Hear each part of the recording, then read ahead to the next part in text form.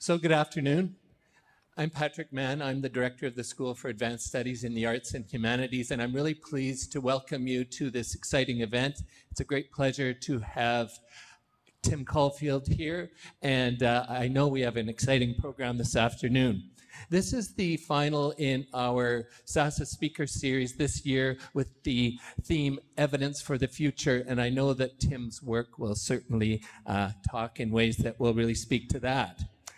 Tim will actually be introduced today by Professor Jacob Shelley, who is a professor in law and health sciences and was a student of Tim. So we're really pleased to welcome him and also to welcome many from the community, including from the law and health sciences community.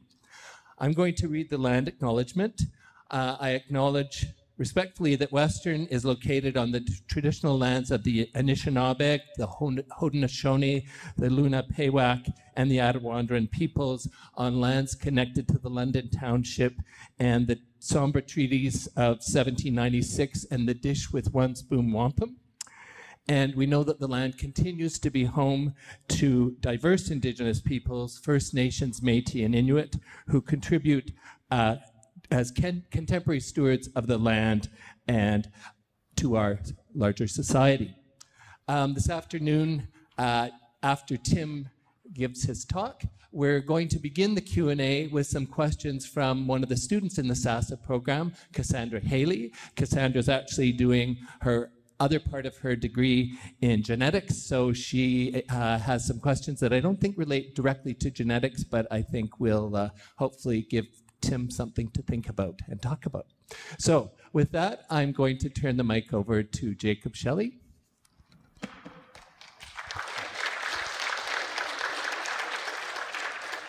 Thank you, everyone. I won't be very long. I don't believe in really formal introductions because you can Google it and you can read it.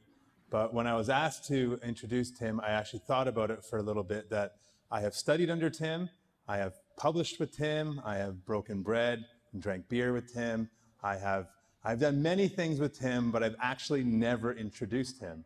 And so this is my opportunity to maybe reflect on a few things. And it's a great honor to do so because Tim was a mentor to me in my first year of law school when I nervously went to an interview in a suit for a position with the Health Law Institute. And I can count on maybe one hand, maybe 3 fingers, the number of times I've wore a suit since that day. Because Tim said, you didn't have to get dressed up or something to that effect. And he reflected on the fact that I played bass guitar, because my CV wasn't that great at the time. I kind of did the thing a lot of us when we're young do. We pad it with a bunch of stuff we think is important. And Tim saw something and believed in me as a student and helped me along the way and helped me publish, helped me, has written I don't know how many letters for me to get into many things, including probably this job, writing reference letters. And so I owe a great debt of gratitude to Tim. So it's a great honor to introduce him. But also I've been able to follow Tim's career for the past 15 years, which is when I met him many years ago, and just seeing kind of how he has evolved from being, as I described earlier today, a celebrity in the scholarly world to a true celebrity with fantastic books, if you haven't read his books, with a now removed Netflix show that was very popular, but also speaks at so many events. I don't know how he actually keeps up the schedule. And I know you're in for a delightful talk today. And without further ado, my friend and mentor, Tim.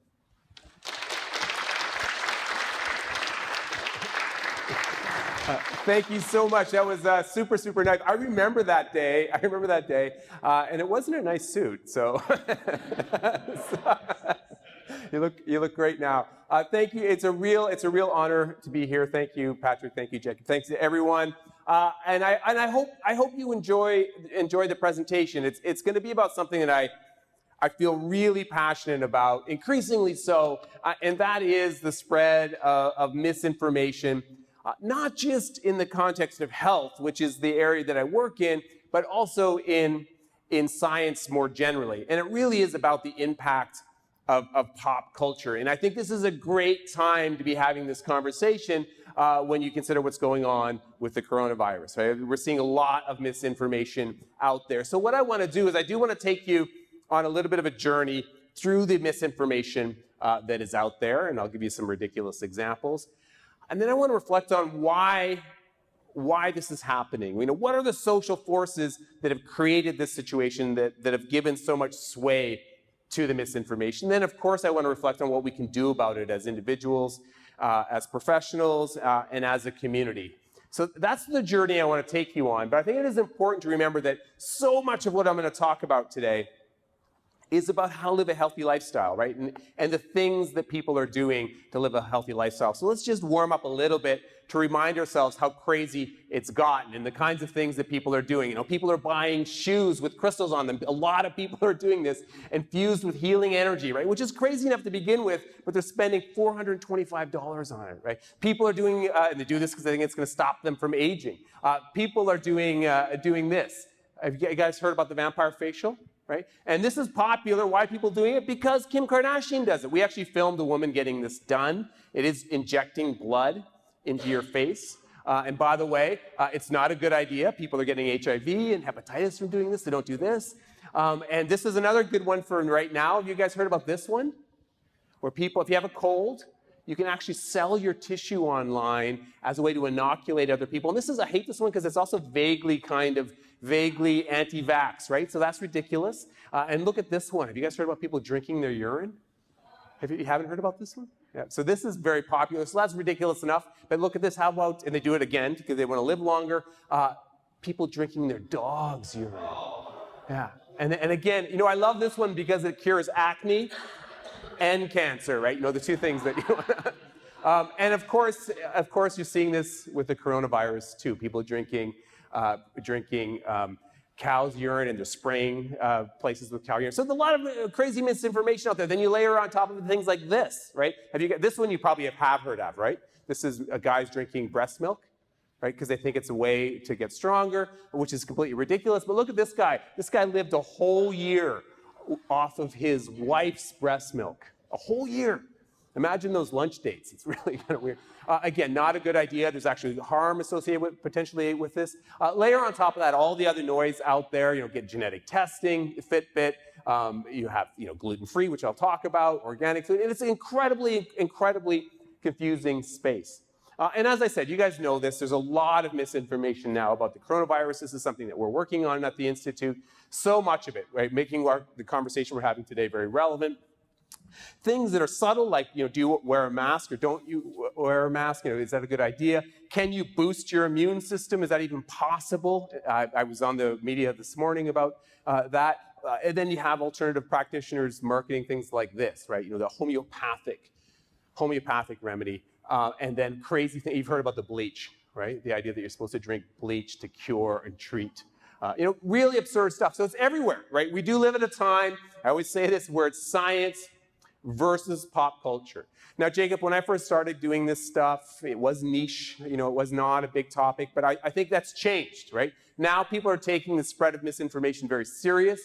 You're getting headlines like this. People are recognizing that misinformation is having an impact on things like vaccination, but not just vaccination, how we treat obesity, how we think about exercise. And you see the impact of misinformation. Have you guys seen this study? This was a study from the United States where it found that 4 in 10, I believe it was 39%, believe that you can cure, like not alleviate symptoms, cure cancer with alternative therapy, right? That's the impact of misinformation. Look at this study from just January, where 3 out of 5 parents said that their child, it was a fairly good study, missed a flu vaccine because of misinformation. So we're seeing this kind of impact.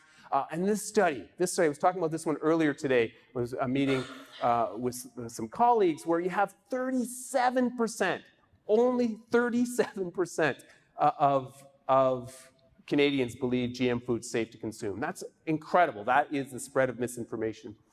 And then you have data like this. The wellness industry is not this small, happy-go-lucky industry. This is a multi-trillion-dollar industry that is largely, trillions of dollars being largely spent on stuff that does not work. That's a very remarkable number. And then, did you guys see this study? Really, again, speaks to where we are. This is a study that came out last summer that found, trust in science is decreasing, and I'm going to come back to the issue of trust, but also 44% of Canadians think scientists are elitist, right? So that's terrible news, right? But that's where we are. That's where we are. Now, so much of what I'm going to talk about is about health. Health, and I know there's health experts in the room here. There's health promotion experts here. And I hope they agree with me, because so much of what we talk about is health. And one of my messages is we really need to relax. We need to ignore the noise that is out there and really focus on the basic things that really can have an impact on our health. And this is a great piece that was written by a friend of mine at Stanford. And John did an analysis of basically the material that is that is reported in the newspapers about health. And his conclusion, which I totally agree with, in a big theme of my presentation today, is so much of what is in pop culture focuses on these minor things that really have no impact. And the big things, the things that really matter, are neglected. In fact, John came to the conclusion that most of what is in pop culture is a fruitless, detracting nuisance, and I totally agree with that, right? And that, in some respects, is the bottom line for me today. Okay, so let's get started. Let's take you on this journey, and I do want to start with a bunk warm-up, because I know you guys are very, very sophisticated, and you probably don't know how crazy it's gotten out there. So I want to take you through some of the crazy stuff that's out there, and it has gotten really crazy, and that means I got to start with my friend, Gwyneth Paltrow. Now, you may or may not know this. I wrote a book called "Is Gwyneth Paltrow Wrong About Everything?" And the answer is yes. So here, Gwyneth, I do like to start with her because she is sort of symbolic of where we are as a society when we talk about health, right? She's really, her kinds of voices, not just Gwyneth, people like Tom Brady is another example, really have dominated much of the discussion in this wellness space, this multi-million-dollar industry. So what I want to do is, everyone here know who Gwyneth is? Does anyone not know who Gwyneth Paltrow is? Does anyone here not know what Goop is? That's pretty remarkable. Everyone in the room knows what Goop is. It's this company that she has. It's worth over $250 million. It's basically a website. I go to it every day and find out what's going on. And Gwyneth really has been, for me, a gift that just keeps giving, right? You know, she just says something ridiculous every single day almost. So what I want to do right now is just give you a couple of her highlights, some of her big hits of ridiculous bits of advice. And I'm going to start with, I bet you guys can guess my first one. Oh, you're close, right region when you're talking about the jade egg. It's her suggestion that women are supposed to steam their vaginas. Have you guys heard this? Yeah, so this is, a classic one. And this one was a gift, by the way. This bit of advice came 2 weeks after my book went on sale. So it was, thank you, Gwyneth. And this is an actual quote. You sit on was essentially a mini throne, and a combination of infrared and mugwort steam cleanses your uterus et al, right? I love the et al. Completely ridiculous, right? No evidence to support it at all, but you see this, right? It's become more popular, not less popular, despite people making fun of it. And yes, people have been injured doing this. People have been rushed to the emergency room. Imagine that conversation, right? As a result of this practice. So, completely absurd, but still more popular. Now, this is one of my favorite examples, though. And Jacob maybe have heard me present on this one before. So this is the idea that we're supposed to get colonics. Have you guys heard about this? Enemas. We're all supposed to be getting enemas all the time. So I actually got to meet with Gwyneth's doctor in Hollywood. I can't believe he agreed to meet with me, but he did. And he told me I should do this as often as possible, as often as I can afford. Why are we supposed to do it? It clears the toxins of modern day life. This idea of toxins is really important now. It's this a concept that gets a lot of traction. It eliminates the extra mucus that we all have in our intestines. Did you guys know you had extra mucus in your intestines? Well, you do. And it comes out, it looks like tarry black mold, right? This is why you're supposed to do it. Is there any evidence to support this? No. You get a red X right there. You could hurt yourself, perforate your bowel. We actually interviewed a guy that got a colonic 50 days in a row. Can you imagine? I don't know what they're cleaning out. Jacob, he just had a divorce, and he thought this was a good way to reset his system. I'm not making a recommendation. I'm just saying that this is why he was doing it. Completely ridiculous. So you have that kind of, and then you have people like Katy Perry who talk about why it's so important to get enemas as often as you can. So complete celebrity nonsense. Then look at this. You have clinics offering enemas to kids on a near daily basis, right? Now, Gwyneth loves her enema-based products, and I love coffee. Patrick knows how much I love coffee, but not like this. This is Gwyneth's coffee enema. Have you guys heard about this? Again, sold very, very well. Completely ridiculous, potentially harmful. In the United States, that's called the injectomatic. Can you believe that? In Canada, it's called the double-double. And then you have this, right? You go from that absurdity to this. This is a clinic in Thunder Bay that was giving colonics and not washing their instruments. And so people had to get tested. So you go, this is important. You go from this celebrity absurdity that helps to create the impression that this stuff works to real implications like this. Okay, a couple other quick ones. Here's Gwyneth's idea that you're supposed to let bees sting your face. Have you heard this? You know, not a good idea, you know, because anaphylaxis is so rejuvenating. No evidence to support it, right? Another red X. But then look at this. You get people actually doing this. Here's Gerard Butler, action star. He was rushed to the hospital not once, but twice because of anaphylaxis, right? The first time's Gwyneth's fault, right? And then you go from that absurdity to this. A woman dies doing, you know, taking Gwyneth's advice. Okay, I think I have one more. One more is the classic. What's the classic? I said it already. It is the jade egg. So the jade egg is, everyone's heard about the jade vagina egg? Probably everyone's heard this. So this one did get a huge amount of press. And it is interesting from a science communication perspective because you have this advice that came out and it was immediately mocked, right? People made fun of it immediately. By the way, this is what it looks like. Have you guys seen it before? It's not that big. It's much smaller than that. But it's completely ridiculous, right? So you get another red X. You have, you know, my friend Jen Gunter made fun of it. I think she wrote a piece for the New York Times saying this is ridiculous. Despite that, it sells out, right? And still, it's still very, very popular. And then the most recent one, I'm sure everyone's, I'm not even going to read this one. I'm not going to dignify it with a, did you guys hear about this? Yeah, this was a real product. Now, of course, I think she's punking us a little bit, but it is interesting that it's sold out, right? Yeah, completely ridiculous. So that's just the Gwyneth example. Now I want to give a couple of examples of health trends that are around because of pop culture. And I really don't think these following trends would exist but for pop culture. And I could give many examples, but each one of these makes a point. And the first one is cryotherapy. You guys heard of cryotherapy? Whole body cryotherapy, okay? And it really got kickstarted by pop culture. Here's Lindsay Lohan in her cryo chamber. Mark Wahlberg, this is relatively recently, talking about how much he loves his cryo chamber. Many, many athletes are doing it. Here's LeBron James in his cryo chamber. Why are you supposed to go in a cryo chamber? Because it helps with your nervous system, it helps the circulatory system, it helps align those energy meridians. Is there any evidence to back this up? No, another red X. In fact, a woman has died in a cryo chamber.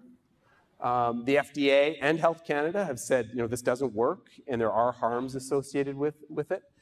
Very recently, the American Academy of Dermatology says it doesn't help your skin. And that's interesting because that's one of the reasons people go in cryo chambers. They think it's an anti-aging thing, it's going to help their skin. No evidence to support that, on the contrary. And an increasing body of evidence saying this doesn't work. So this is a study from 2018, basically saying whole body cryotherapy no better than placebo, and more case studies talking about harm, right? But you know, think about what people are doing. They're actually paying for cold, right? They're paying for cold. And I always like to point out, I'm from Edmonton, Alberta, Canada, and I get my cold for free. There I am. Now, I do like to try these things and figure it out. Here I am in a cryo chamber in Chicago. I don't know if anyone here has ever tried it. You ever tried it? Incredibly cold. Have you tried it, Jacob? Incredibly cold.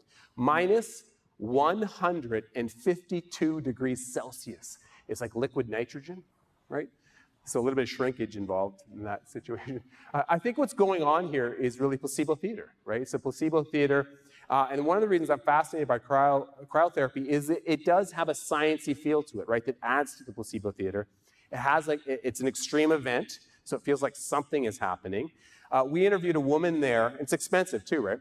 A woman there that got it done every single day. She spent thousands and thousands of dollars on it. And we know that expensive placebos work better. That's an actual study. And so that's another element of what's happening here. So, but what a great example, right? What a great example. You have this trend that exists because of pop culture. No evidence it works, possibly harmful. Despite that reality, it's predicted that this is going to continue to grow and be worth $5.6 billion by 2024. So I think a really interesting example. The next one I want to talk about is cupping. This one may be a little more controversial. because it's been around for a long time, or versions of it have been around for a long time. But it really took off during the Rio Olympics, which I call the cupping Olympics. You had all these athletes trying it, and you could see the cupping marks associated with it. And if you go to Google Trends, you can see it taking off in popularity after the Rio Olympics. Of course, celebrities started doing it. Here's Gwyneth Paltrow with her cupping marks, Jennifer Aniston with hers. She did it for fertility reasons. And then you have the two Canadian Justins doing it. Here's Justin Bieber looking like a douche with his. And you can't suck out douche, right? It's there forever.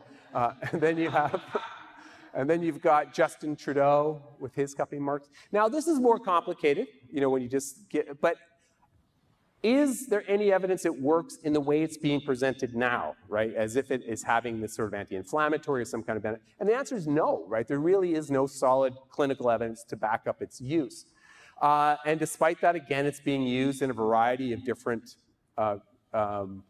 areas. And here's a kid in sort of an extremist. Have you ever seen it being done? Here's a kid getting it done. He has to be bribed. He's 2 years old now. Kind of ridiculous, right? That it's being perceived to be necessary. Now, I have also tried this. I don't know if people have tried this. This was in Hong Kong. I actually found it quite pleasurable. It was a really interesting experience, and I enjoyed the experience. But again, a lot of placebo theater happening. And also this idea that it's been around for a long time. It has an exotic appeal. It's ancient. But I think a good example of how something is, just because it's ancient doesn't necessarily mean it's effective. And I'm going to come back to that at the end. So this is, I could do lots and lots of different diets. Celebrity culture loves diets, right? So I could go on and on, but I just picked one to talk about today. And it's one that I'm fascinated with. And this is almost a direct quote. This is Michael Douglas talking to Jimmy Fallon. And he goes, Jimmy, I look so good because I'm gluten-free, right? So it's the gluten-free trend, which I really find to be an absolutely fascinating cultural and dietary phenomenon. So it has really become popular. You don't have to see this in detail. This study is the red graph is from the United States, showing about a third of the population is gluten-free, trying to go gluten-free. The number, the 10 million, that's relatively recent data from Canada, showing about, again, a third of the population gluten-free, trying to go gluten-free. So we're not talking about celiacs, right, which is about 1% of the population. If you're celiac, you have to go gluten-free, right? There's a biological reason you need to do it. And we're not even talking about that more controversial non-celiac gluten sensitivity, which is, this ongoing research about that. In fact, studies have shown pretty consistently that the people who are avoiding it don't have intolerance or sensitivity. So why are people going gluten-free? So this is another study, again, from the US, shows about a third of the population. Why are they doing it? They want to try something new, right? They want to try something new. That's pop culture, right? They believe it's healthier. They think it's inherently healthier, right? Or they're trying to lose weight. Those are the top 3 reasons for going gluten-free. All of them driven by pop culture and celebrities, right? That's why they're doing it. Is there any evidence to support the idea that going gluten-free is inherently healthier, right?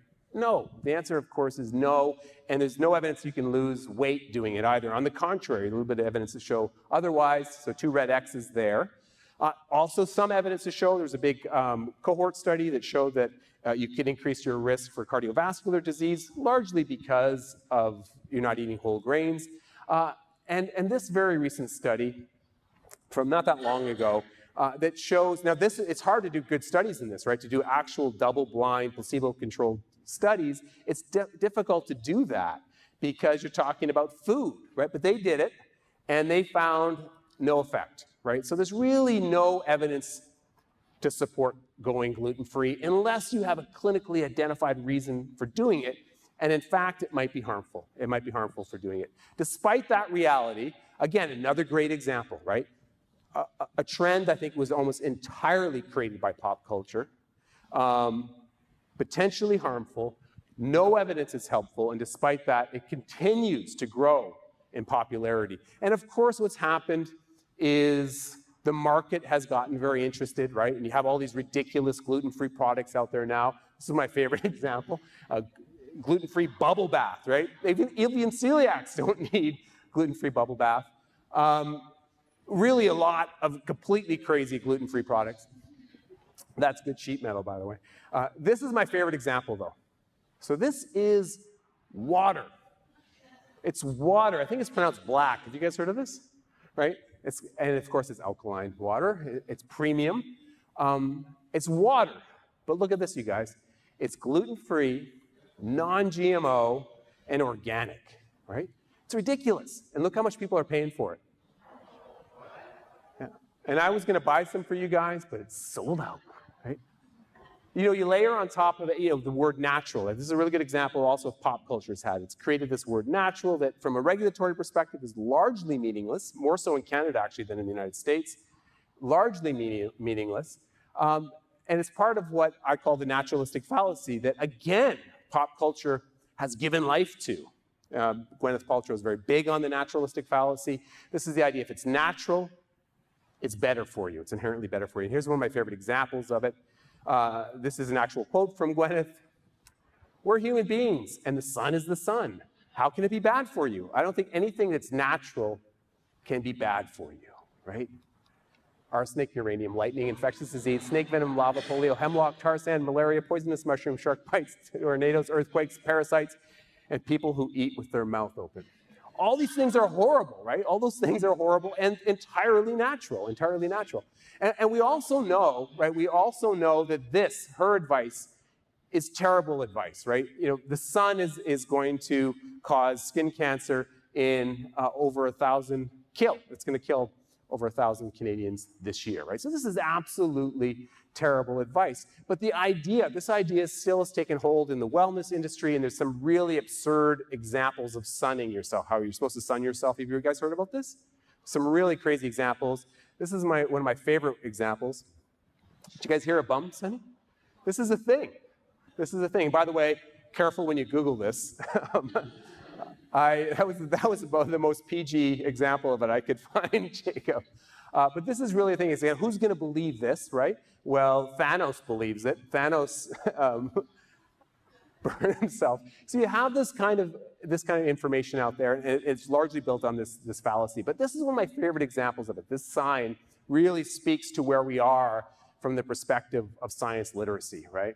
We are not designed to eat chemicals. Now, there's so much wrong with that phrase, right? So much wrong with that phrase. Yes, I know that increasingly the word chemicals now speaks to the sort of a general angst that people have as opposed to what chemicals really are. But that is so, from even if you're being sort of generous from a scientific perspective, that's just so tremendously inaccurate. And it really leads to this idea of chemophobia, this idea that all chemicals are bad, which again, pop culture has really given life to. It's irrational, it's harmful, and it's hard to break once that takes hold. And look at this recent study, really recent study from December. It was a fairly big survey, almost 6,000 people in Europe. Look at this. Like, I do everything I can to avoid contact with chemical substances in my daily life, right? And 40% of the people agree with that, and only 18% disagree, right? It was just incredible. I would like to live in a world where chemical substances do not exist. 39% of the people agree with that, only 22 disagree, right? You know, the whole world, like where is this world? The whole world, all of us are made up with chemicals, you know that. I often wonder where this world is. It's like the lip of a black hole or something. I don't know where that would be, but it matters, right? Okay, probably the best example, though, of pop culture is this one, right? Is the anti-vax movement. Now, everyone here probably knows, you know, Donald Trump is many things, right? But everyone here probably knows Donald Trump is an anti-vaxxer. Did you guys know that? You know, he's talked about the autism myth, which he's touching on here. He's complained about the vaccination schedule. So he gets a red X too. In fact, let's keep going, right? Completely absurd. And this has had, everyone, I don't need to convince this room, has had a real impact. We've had outbreaks in the United States. We've had outbreaks in Europe. We had a really bad outbreak in the Philippines. So people are dying as a result of this, right?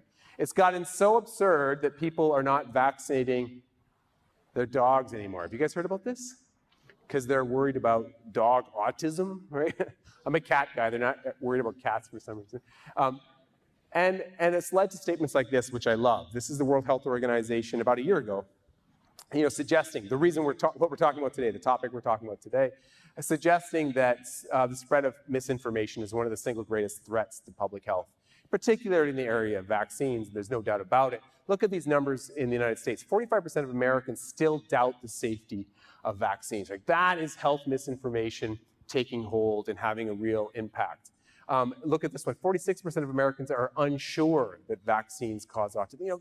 Unbelievable, right? Incredibly infuriating. I think you could make, I know there's biomedical researchers here, I think you could make a very strong argument that vaccines are the single greatest achievement of biomedicine, right? They save millions of lives every year, but even here in Canada, the data is not great. This was a study that was published in 2017 by a colleague of mine, Josh Greenberg, at Carleton, and I think it was 28% of Canadian parents have some degree of vaccination hesitancy solely because of the autism myth, right? Which is heartbreaking, right? That is, people having hesitancy because of a lie. And then a more recent study, a third of Canadians say the science on vaccines isn't quite clear. Again, this is pop culture, and this is misinformation having an impact. Look, there's so much pop culture stuff out there that I love.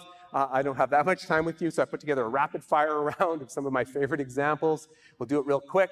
First one is mega supplements. This idea that we're all supposed to take mega supplements, no evidence to support that. Who pushes that? What celebrity pushes that?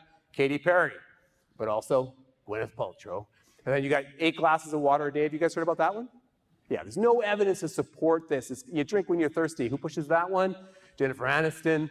Then you got Wi-Fi causes cancer. You guys have heard that one. Who pushes that? Gwyneth Paltrow. She's doing well. You got to detox your house. Have you heard about this? You're supposed to get the furniture house straight, get the energy good so you don't get cancer. It'll cause cancer if you don't have someone detox your house. Who believes that? Simon Cowell. I love that he's smoking. Further down. Bras cause cancer. Who believes that? Pushes that? Gwyneth Paltrow. Then you got homeopathy works. No, it doesn't. It's absurd. Who believes that? Dr. Oz. Oh. Then you've got, what have we got? Cucumbers are dangerous. Have you heard that? I'm talking about eating them, by the way. Who believes that? Gwyneth Paltrow. And then gem therapy, crystal therapy. I've actually tried this in New York. Uma Thurman, but also Gwyneth Paltrow. And last but not least, exercise will kill you. Who's that? Donald Trump. Have you guys heard that? He thinks that we're like a battery and you wear down if you exercise so much. And he, give him the golf cart. He walks the walk there. Okay, so what's happening? How did we get here? Well, obviously, this is from a sociological and cultural perspective, very, very complex. So I just picked a couple of things. I'm going to organize some of these things around my hate mail. I get a lot of hate mail, guys. I get a lot of hate mail. I got some this morning. I'll give you an example. These are real bits of hate mail. Look at this effing idiot. What's next from you, you soulless bastard? Can you guys read the top one there? Can you see that? Can we read that? Okay, so that one deserves an explanation. I did a piece, I think it was for the National Post, on homeopathy and naturopaths. Do you guys know what homeopathy is? Because a lot of people don't. They confuse it with herbal remedies.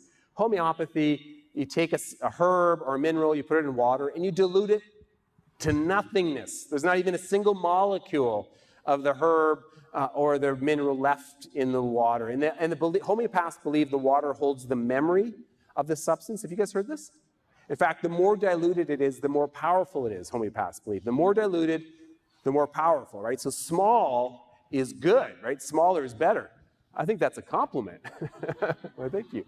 But completely, I think I have one more. And this next one is so succinct. I just got this one, Jacob. So succinct, it's almost like a haiku. It says like it's beautiful. Okay, so why am I putting this up? Because you can learn a lot from your hate mail. I get so much hate mail, I actually did a study on it. I worked with my colleagues, Sandra McCann. We looked at over 300 bits of hate mail. And it was amazing. No matter the topic, most of these were vaccine ones, it's the same. First paragraph is how much they hate you and what an idiot you are, but the second one is always about trust. I can't trust you. I can't trust the institution. I can't trust the science. And that's important. We can learn from that.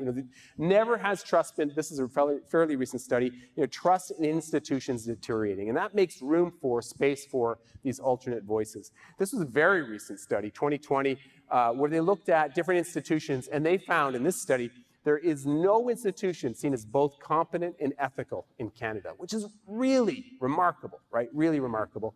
And of course, people are very worried about they don't trust what they're reading. They don't trust what they're seeing. Same study found that 57%, this is on an international level, they worry that the information is untrustworthy, and 76%, and a 6-point increase in just 2 years, right?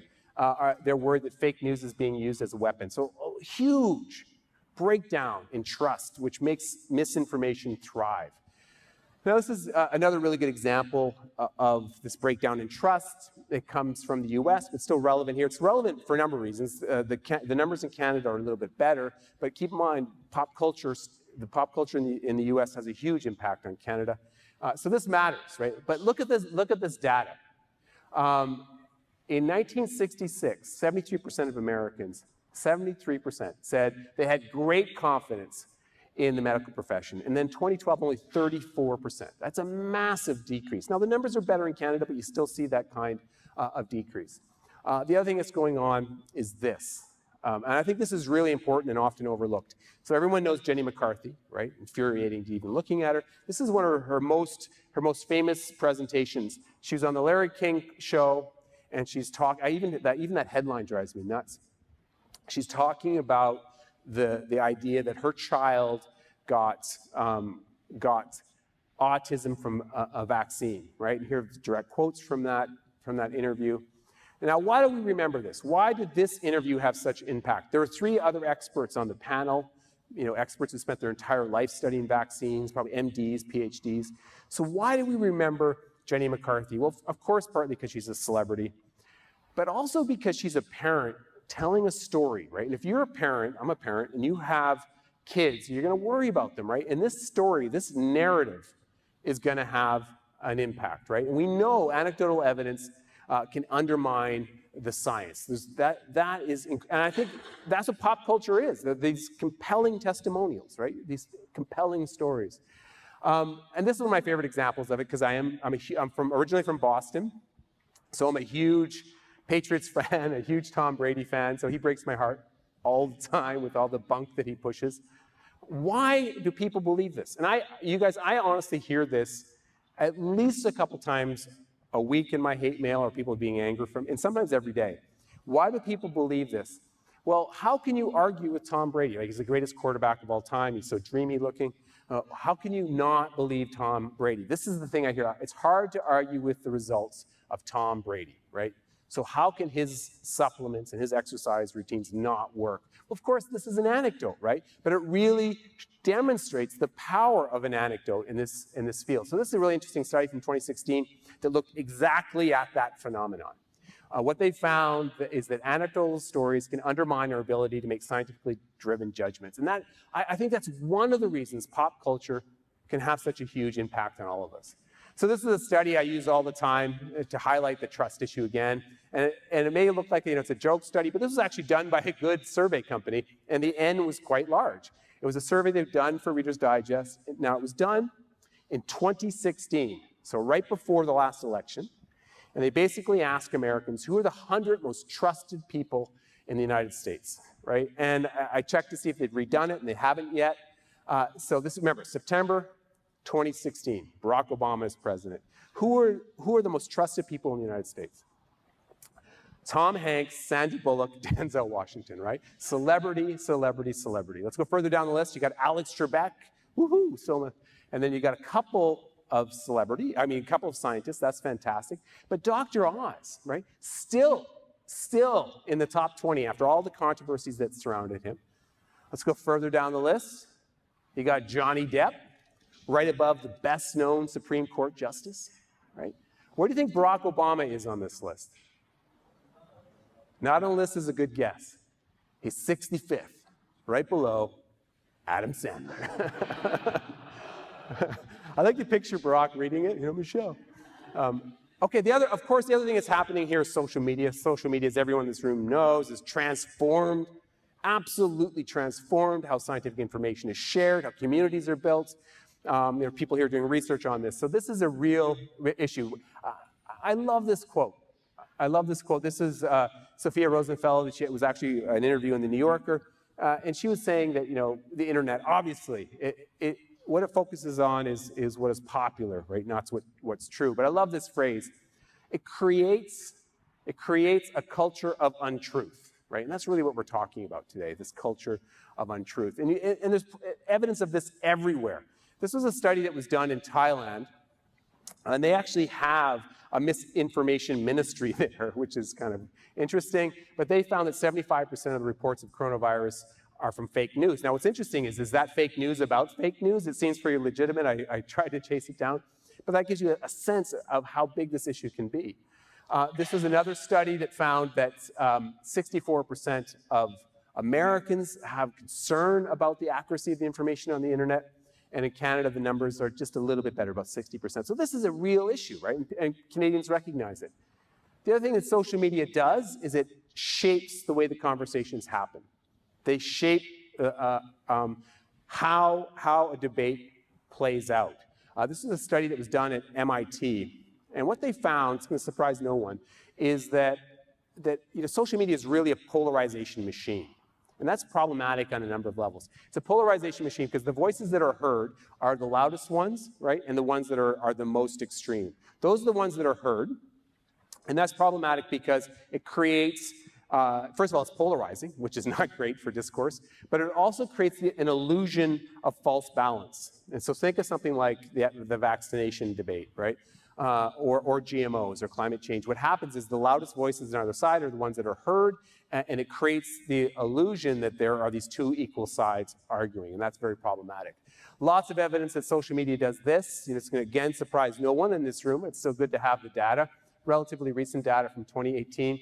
It found that people that, this is the echo chamber problem, right? The confirmation bias problem. People that are for vaccines listen to people who are for vaccines. People who are against vaccines listen to people who are against vaccines. So we have to figure out some way that we can break down those barriers, but social media facilitates the creation of these echo chambers. And we know it can have an impact. Again, a relatively recent study that found that people who are exposed to vaccine content on social media, as opposed to the traditional news media, are more likely to be misinformed. Now, we have to be careful not to overinterpret that because there's a correlation-causation issue, but no surprise, no surprise. Of course, celebrities own social media. It is their domain, right? So they play a big role in this space. On Instagram, I think 7 of the top 20 Instagram accounts are the Kardashian clan, right? The Kardashian army. 7 of the top 20 Instagram accounts. And I think of the top 20, only 1 is not a celebrity, right? So they own it. But I love this slide. I use it all the time. You might even have seen this one before. This is Katy Perry, and this is her Twitter feed. I don't know how many people here are on Twitter. And Katy Perry is holding up all the supplements she takes every day. So she loves her supplements, as you can see. And there's really interesting research about how this has an influence on everyone, right? Because just being exposed to this information matters. And getting a celebrity, a tweet from a celebrity, Instagram, a shot from a celebrity, you feel closer. You create these parasocial relationships with them. But the real reason I wanted to use this one is give you the scope of celebrity reach. How many followers does Katy Perry have on social media? On her Twitter followers, 108 million, right? 108 million, right? And to put that in perspective, the World Health Organization has 5.6 million, right? And this is post-coronavirus, right? So you think of people following the World Health Organization, right? It's still, that's the gap, right? How many do you guys have? Do you know? No? Woohoo! After today, 500. This matters. As I alluded to this just moments ago, because I often hear people say, well, who's going to believe Katy Perry? Well, it does matter. Just being exposed to it, the mere exposure effect is one of our cognitive biases, can have an impact. If you see a headline enough it becomes more believable. If you can recall the headline, it becomes more believable. It's the illusory truth effect. Have you guys heard of this, right? And this is one of the ways that fake news has such a big impact on us. I love this study because it said, first of all, confirmed that, like just being exposed to something enough causes it to seem more believable, right? But the other thing we do is we make up a more credible history to that information. Yeah, you didn't hear from Katy Perry, you read about it in The Economist. And we all do this, right? So this is why even nonsense can have an impact on all of us. And this was another study that found that just you don't have to be a hardcore conspiracy theorist. If you're exposed to conspiracy theories, it can have an impact on vaccination hesitancy, right? And that's what this study found, and others have found that too. It matters, like this matters. And that's why Russian trolls are spreading misinformation about vaccines. That's why Russian trolls are spreading misinformation about GMOs. They want to create chaos, right? And that's exactly what they're doing. The other thing that's going on is fear-mongering. Fear-mongering is a big part of the pop culture, I want to call it the agenda, but of the wellness marketing strategy. And I want to give you one of my favorite examples of it. Because I go, really, because it is so hard to believe.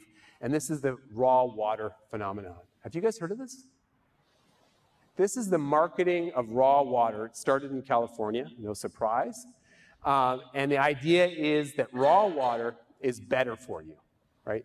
So this is untreated raw water. Is that a good idea? This is an actual quote from the owner, Mr. Singh here. I'm so stoked right now, saw this water gushing out of the rocks, supercharged by crystals and plants and fungi, right? And here's his product right there. Is this a good idea? No, it's a terrible idea. Like raw water kills about 500,000 people every year, right? Clean water is one of the greatest achievements of humanity. So not a great idea, not a great idea. And it was made fun of almost immediately. I made fun of it. And you have, despite that reality, you see it sells extremely well, right? The raw water sells extremely well. So what's going on? Why is this happening? Well, fear-mongering is a big part of that story, right? This fear of toxins, fear of chemicals that I've already touched on. So here's a story from the New York Times with the owner of that company, Mr. Singh, looking exactly like you would expect the owner of a raw water company to look. And here's a quote from him. So Mr. Singh believes that public water has been poisoned. Tap water, you're drinking toilet water with birth control drugs in them. That's fear-mongering, right? Pushing that idea. And does he support the use of fluoride? Of course not. And he goes, call me a conspiracy theorist. You're a conspiracy theorist. But fluoride is a mind control drug that has no benefit to our health. So who's going to believe that? Well, look at this study. Again, this is pop culture having an impact, this mere exposure effect. About 9% of the population in the United States believes that fluoride is being put in the water for some nefarious reason. That's pretty incredible, but I actually find this even more. 17% are willing to accept that. That sounds possible. So over a quarter of the population believes that, right? Here's I was thinking about starting my own company. This is my raw human excrement system here, Caulfield's artisanal human microbiome receptacle, because big sewage can't be trusted. So look, there are real harms out there. All this noise I've talked about creates distraction, and there's evidence to back that up. It creates financial harm. It certainly causes some physical harm. There are public health concerns, and vaccines, I think, is just one example. But I really think it's this erosion of critical thinking, right? This erosion of critical thinking that long-term is going to have the greatest impact. So what can we do? What can we do? How can we push back? Well, the good news is science literacy works. Media literacy works. There have been more and more studies on this. That's also good news. We're starting more research being put into this area. This was a study that found that media literacy can yield significant benefits. So that's good news. That's great news. So what do we teach people? Well, this is an interesting study by Gordon Pennycook. Came out just last November. Now, Gordon does really cool work. He was at Yale, and now he's at the University of Regina. He does really cool stuff. And he found that, look, people want to think accurately. People don't want to share misinformation, and people are capable of telling the difference. So that's good news. And in this study, he found that a lot of it just has to do with the hectic pace of our life and the hectic pace of the communication technologies that we use. So he really believes that if we just tell people to think accurately, you can see if you just encourage the concept of accuracy, that sounds overly simplistic, but in his experimental study, it worked. So let's create this culture of accuracy. And shortly after, I love when there's studies that confirm each other. This was another study that found that if you encourage people just to pause, just take a breath and pause and consider the accuracy of what you're reading, it can have an impact. So this matters, right? So let's encourage a culture of accuracy. Let's invite people to pause and think about it. So what else can we do? Well, we can push back. We can correct people. This was a study that came out last summer that I also think was a fairly big study, which I like. And it really suggested that if you correct people's you can win this battle. It's worth arguing with people. It's worth trying to correct misinformation. How do you do it? Well, first of all, it's very interesting to note that just using good, trustworthy science can make a difference. Now, I know a lot of people in the room are probably familiar with the backfire effect, the idea that if you just pour more science and facts on people, that it actually causes them to be more entrenched. Well, interestingly, and this was a big study, they found no backfire effect in this study, but it's just one study. We've got to look at the body of evidence. But they also found that if you provide the facts on a topic, that can make a difference.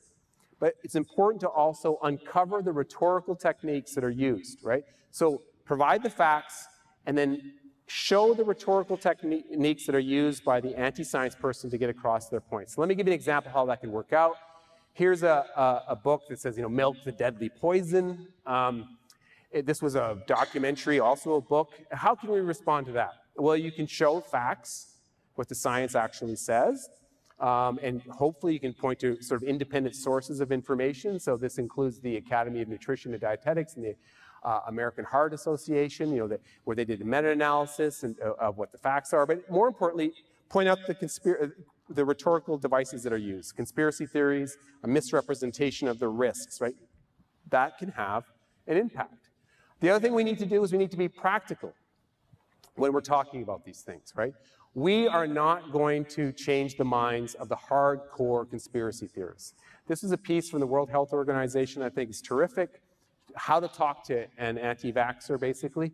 And they note that, look, if you are a hardcore denier, this person right here, you're not changing their mind. You are not changing their mind.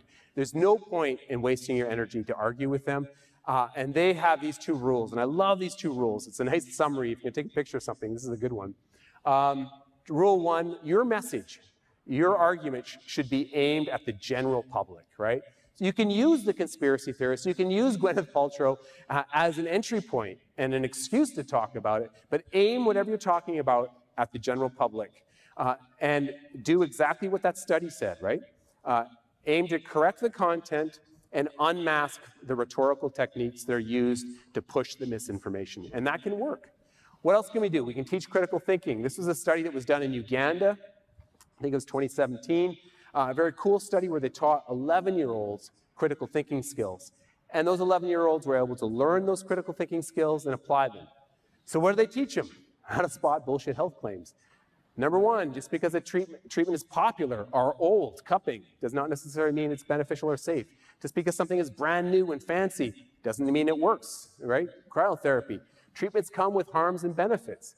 There are conflicts of interest everywhere that can twist the evidence and how the research is done.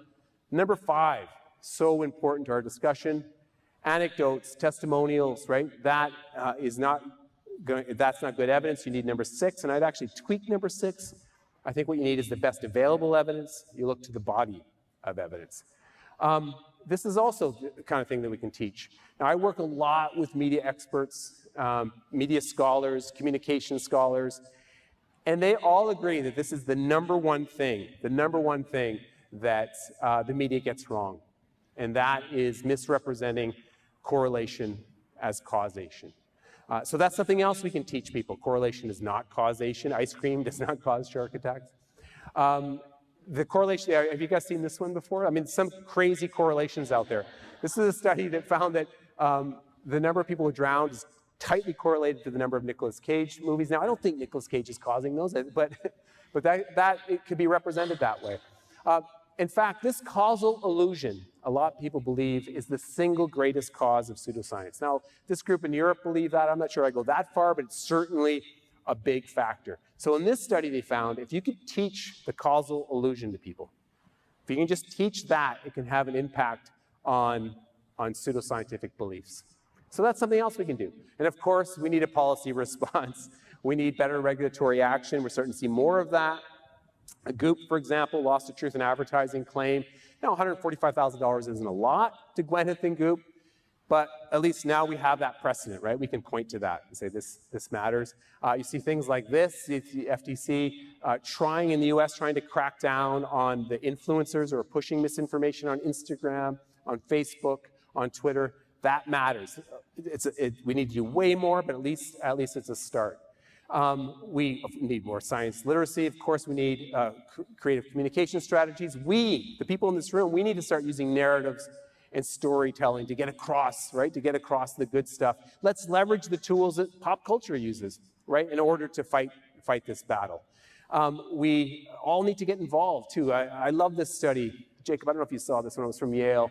And it found that op-eds work. I spent a lot of time writing op-eds and comments, so this is good news to me. You know, a well-written op-ed backed with science can change people's minds, right? At a minimum, it can start a conversation. And I also think we need to call it bunk when it's bunk. I think too often we shy away from that. So, you know, I invite you to call it bunk when it's bunk. Now, I started this saying that so much of what we were talking about today is about the noise around health and how we're supposed to live a healthy life. And I really do believe we just need to relax and focus on those basics. Now, I know there's a lot of health experts in the room. I see if you agree. I really think that these steps, now, of course, the most important thing is socioeconomics. I always tell people, pick your parents. That's very important. But what are the basic things that we can do? What needs to be supported by our government, by our communities, and by our families? Well, you don't smoke. You exercise. You eat real food. That sounds like a cheat. You eat real food, but it's not. It's fruits and vegetables, whole grains, healthy proteins. There really is no magic. You know, you look long term. That's what the data says consistently. You try to maintain a healthy weight. That one's tough. You know, we all come in different shapes and sizes, and we can be healthy in those different shapes and sizes. You need prevention, so that's vaccines. That's you wash your hands, you wear your seatbelts, you have good relationships, surround yourself with people you love. What's number 7? It's sleep, of course. Sleep. And I really think that's it. Those are the key things that we need to do. And everything else, I really believe everything else is noise, right? And it's noise that the market wants to push out onto us, that pop culture and the wellness industry wants to push out. But really, we need to focus on those. And unfortunately, this is so distracting, right? So what I hope we can do as individuals and as a community is use science, use good science communication to allow us to focus on what's needed and ignore the noise. I think getting perspective helps. And I have a book coming out called Relax, Damn It. So that's my push. It comes out in April. And again, I want to thank you guys for this opportunity. I really, really do appreciate it. I think we have some time for questions. And then I'm going to end with my 2 favorite words. Go science. So thanks very much, you guys.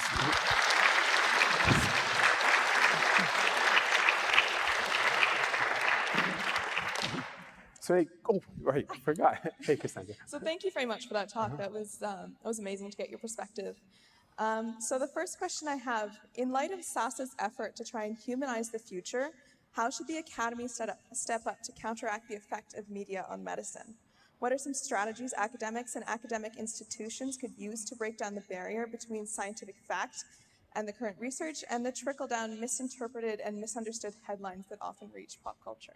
So I must confess, I knew that question was coming, and so it's one of the reasons I included some of those things in the last slide.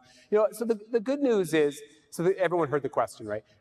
And I don't know if I know there's a lot of academics here. I think that research institutions and universities are now starting to take this kind of work more seriously. I think it used to be that this was on the side and you didn't need to worry about it, but now in grant applications, there's a more robust KT initiative. I've worked with Patrick on projects, and I think the universities really enjoyed that, right, and celebrated our collaborations. So I think that we need to do more of that. I think that we need to be sure that we have those kinds of really robust KT initiatives that include social media, that include pop culture more broadly, and that are widely, they engage the public. But I also think, and when I saw this question, I viewed it as an opportunity to talk about the value and the importance of good university research, good independent university research.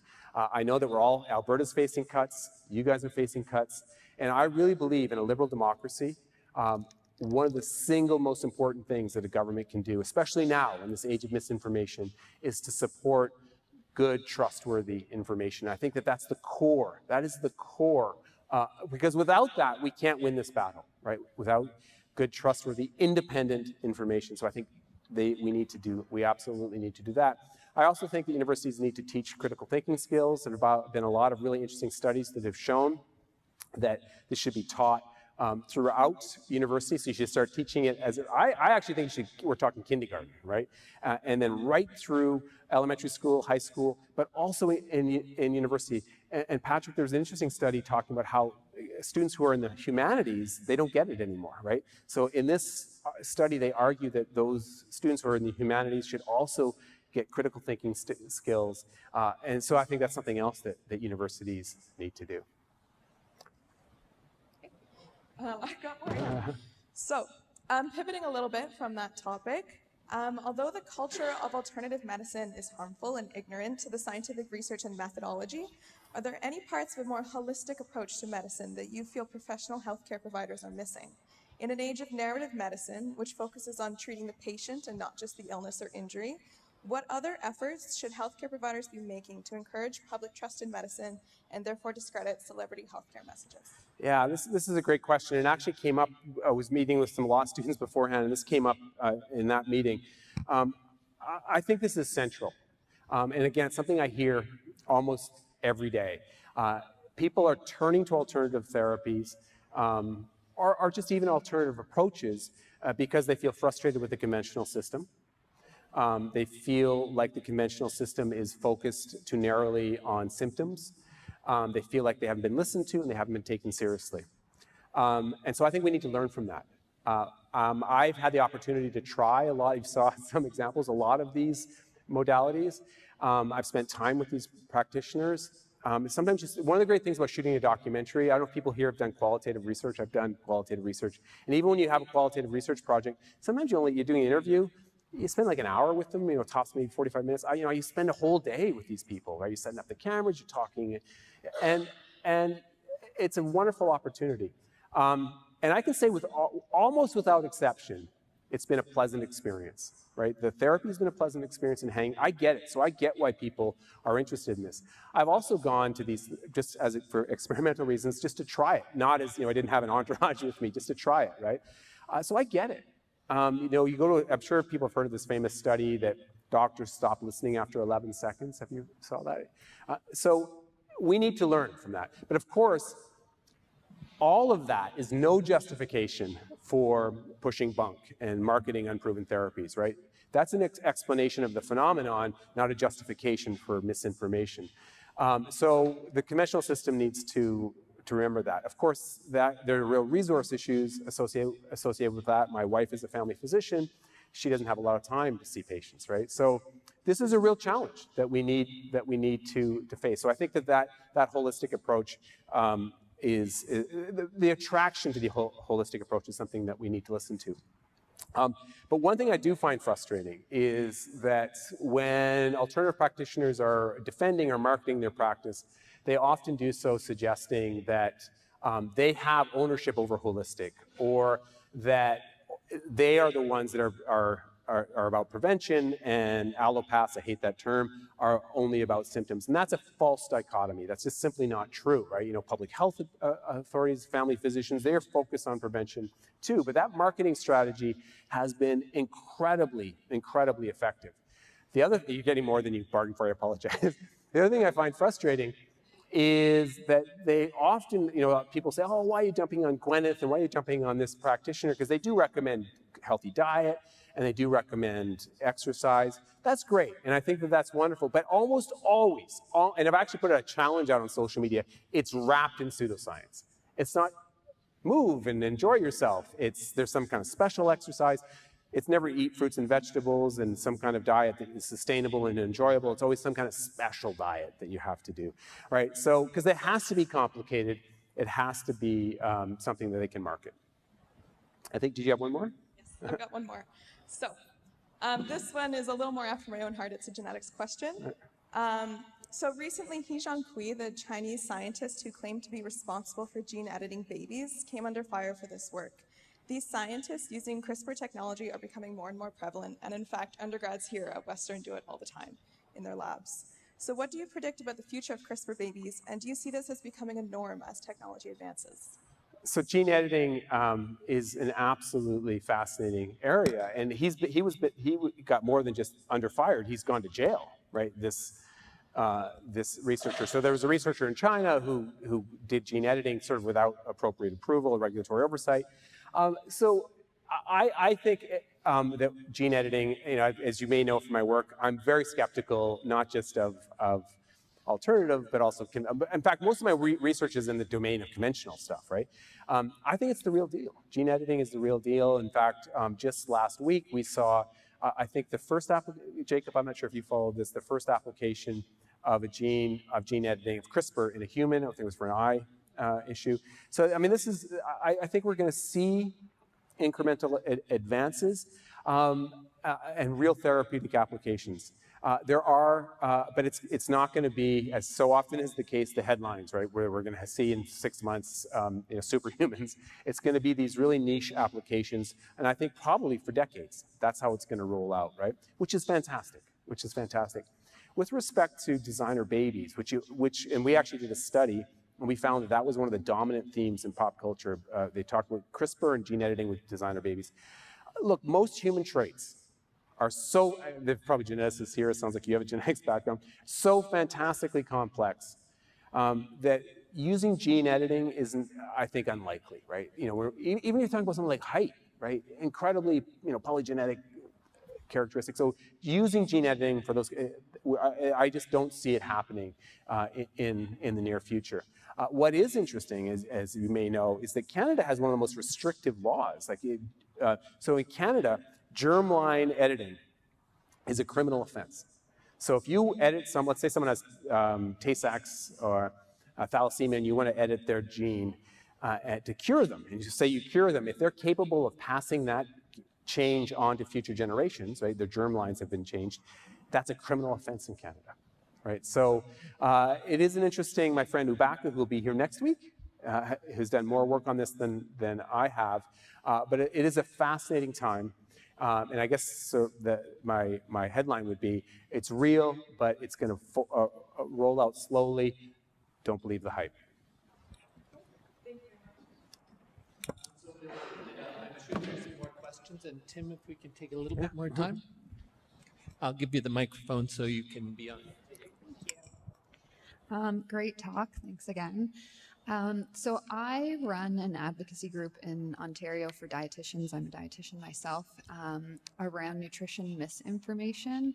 And I wanted to get your take on some of the laws that we're trying to change. So how do you feel about, one, protecting medical nutrition therapy? Say it again. Protecting medical nutrition therapy, so essentially like any sort of nutrition advice that's communicated to people for prevention or treatment of diseases, protecting that exclusively for registered dietitians. Yay, good, okay. And then the other one that we've had a little more controversy around is protecting the title nutritionist. So it's protected in Alberta actually, but in Ontario, basically anybody can use the title nutritionist regardless of any sort of training, background in nutrition or health or anything. So just wanted to get your take on those two. Well, first of all, thank you very much for doing those, because I think both of those initiatives are really important. I'll start with the second one. I think that, I agree, I think it should be protected. And if you had you asked me 5 years ago, I might have been more wishy-washy about it, but you see the abuse of it just too often. Very recently, there was an article, I don't want to, in a popular magazine, I want to make sure I get it, I don't get it wrong, so I won't say what magazine it is, but a national magazine, where the expert was an intuitive eating nutritionist, right? So what the hell is that? So I actually posted a picture of my cat eating ham on our counter, and I said, you know, intuitive eating expert, eat ham whenever you want, right? It is really frustrating, and I know that many jurisdictions struggle with this, right? So I think it should be protected, and I think it should be protected pretty tightly, because I don't want to see the growth of nutritionists. Like, I would like to see dietitians maintain the control over that terminology. I think that's what they do in the UK. Am I right about that?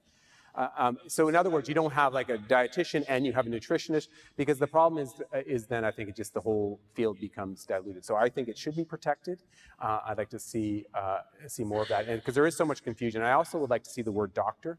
I don't think naturopaths should be allowed to use that phrase, and I won't pick on other. You can imagine other ones I don't think should be allowed to use that. I find it very, the public finds it very confusing.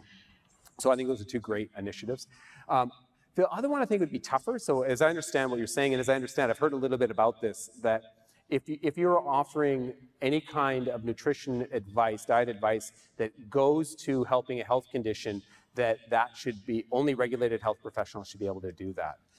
So I like that idea a lot, but it becomes tough, because what is advice that goes to, I think if you're offering a service where you're talking to an individual, I think that's like a doctor, right? Then that should be covered. The problem is, of course, like I offer diet advice today, you know, so I think it depends on the definition of it, and we've seen that problem also with medical advice, you know, how you're not allowed to, that is covered by the Medical Profession Acts generally across the country, and they've had that exact problem, right? You know, when is it medical advice, when is it not? In spirit, I think both of those things are awesome initiatives. Thank you. Sorry, I'll try to keep my answers shorter, I apologize. So one of the things I saw on your slide, but you didn't really mention it, was personalized medicine. And particularly one of the concerning things that I've seen is this rise in mobile devices that are being used to collect real-time data constantly. It's almost a fire hose at this point. And then also the sort of fad, I think that's slowly died off now, with gene ancestry testing. And seeing the companies that are buying into those sort of tools from a health perspective is quite concerning. They're insurance companies, yeah. They're biomedical companies. So what's sort of your perspective on whether we need to worry about that in Canada as becoming a serious trend? Just because I know the privacy restrictions in Canada are a bit stricter than the US. Yeah, so I think it's a great question. In fact, we just submitted an article on that exact question. So if any peer reviewers in the audience, please be kind. I think I'm of two minds. So first of all, I think it's a real issue. I think that if you look at the breaches and the ability for people to hack into this data now, I think the concept of anonymity and privacy in many respects is dead. And I think the public is hearing that, and there's some evidence that's one of the reasons that, as you probably know, interest in direct consumer genetic testing and ancestry testing has gone down a huge amount. The interest in 23andMe has declined 58% in 1 year, and they attribute that to two things. One, lack of health benefit, and concern over privacy. And the CEO of 23andMe basically said that, right? So they're recognizing, it sounds like exactly what you're saying. So it's interesting because even if you have robust privacy laws, you can't really control people hacking into that information. There was a study that came out very recently that showed that people are having increasing concerns about this, and as a result, they want ongoing control of their data, even in the context, Jacob, of clinical studies and research. So that's going to be a drastic change, and if that plays out, I think it's going to have a huge impact on the genetic testing industry, but also on genetic testing research on things like biobanks, et cetera. In fact, I just read this study, and I think I read something that it hasn't been released yet, but it should be out very soon. So it's a real issue. Well, thank you. I'm Gordon McBain. I'm a climate scientist, so I found this very fascinating because Oh, I your deal- world is in a whole nother. Well, yeah, we're actually, well, I should say quick, I'm writing the Canadian Institute of Physics for some reason. I don't know what motivated it, but they're asking a whole bunch of people, including me, to write. I'm writing one on pseudoscience and its effect on climate science. But I think one of the things I'm learning from what you did, and I thank you for your great presentation and all the things you're doing, is how could we work together better across the science disciplines to reinforce each other? I find when I give public talks on climate change, if I talk about how that climate affects the children's health, they're more likely, my sense is, they're more likely to be responding. But I need to get some better examples probably, and how can we both do that together across disciplines and issues by reinforcing each other and using, well, also, I would encourage all you people to have some media training. I'm an ex-bureaucrat also, and just jokingly, but, well, when I was a UBC professor, I gave talks to school kids. And then I became an assistant deputy minister, and they asked me, how did you learn to brief a minister so well? You're brand new in the job. And I said, well, don't tell the minister this, but I practiced with kids in grade 4, 5, and 6 to explain things in the ways they would understand, and that's how ministers understand. At least some of them, not all of them. Sorry about that. Any ministers in the room? Okay, sorry about that. Anyway, I'm just saying, how can we work across our discipline issues to reinforce and better communicate by learning from each other? It's an excellent point, and actually one of the things I'll go back to one of your first question is this simplifying your message.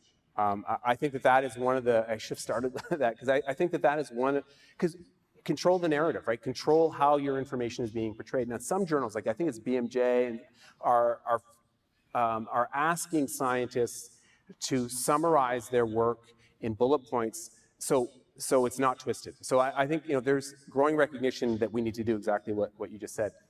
And cross-discipline comparative analysis, incredibly important. Now, I believe it was our friend Matthew Nisbet, this is not my idea, Matthew Nisbet has talked about how valuable that is because different rhetorical twisting tools are used in different domains. In climate change, nuclear science, GMOs, and if we can learn from those different domains, we can stop the spread of misinformation. And it's really important because once it takes hold, I should have said that in my talk, it's very, very difficult to dislodge it, right? And I'm sure you've experienced that. And the other reason I think it's really important, we talked about this earlier today, so much of these beliefs is also tied to ideology. And so you'll have, I'm sure people know people like this, you'll have an individual that will say, I can't believe you don't believe in climate change. How can you not believe in climate change? Look at the science. And that exact same person won't believe in GMOs, right? Thinks GMOs are dangerous. Even though the science is comparatively, the consensus is maybe even greater with the safety of GMOs, right? And less contested. So you have, and the theory, and I think this is what Matt Nisbet was talking about, if you can tackle those topics together, right, the spread of misinformation together, you're less likely to let those ideological foundations take hold. Now, whether he's not, I think that was Matt who said that. Does that sound familiar to you, Jacob? So I think your point is really important. Thanks for a great talk. I'm fascinated to know about your upcoming research. I wonder if you could give us a 1-minute synopsis on the work you're doing on anxiety.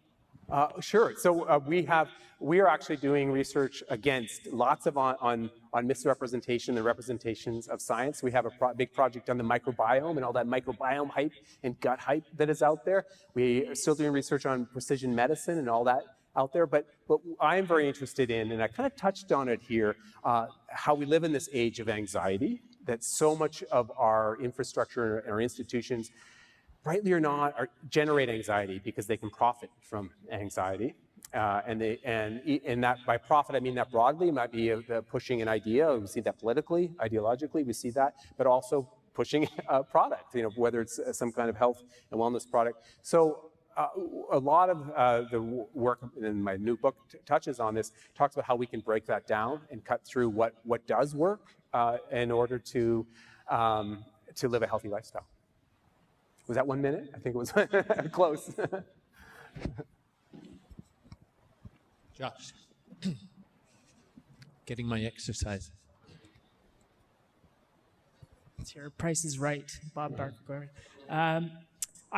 I've been involved in the humanities with a lot of public scholarship activity, and oftentimes when it comes to training graduate students and training younger researchers, whether it's in the humanities or in sciences, there's a discouragement towards doing publicly engaged activity. I get the phrase a lot, wait until you get tenure to do that, because it exposes you to that public discourse in a way that can be kind of a kickback sometimes. Others, you said it earlier, it's the side of desk stuff that academics do, and it's not looked at as integral to what we do.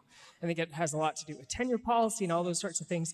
But at the introduction, and you talked about this a little bit as well, Jacob had mentioned that he's witnessed you go through an evolution where you went from researcher into a more active engager into public discourse. And you talked about writing op-eds. And I wonder if you could talk a little bit about what it was for you that encouraged you to be more active and engaged as a scholar, and how that process was for you. Was it an easy one? Did you get resistance to making that turn to be a more publicly engaged academic? What a great question. I do think universities are getting better. I mentioned this earlier. I don't know if you agree with me. I think they're getting better at recognizing the value of public engagement, and they are encouraging it more. When I started, I was almost discouraged, and certainly was not taken seriously, and maybe even, none of my colleagues here, maybe even laughed at a little bit. Would you say that's true, Jacob? Yeah.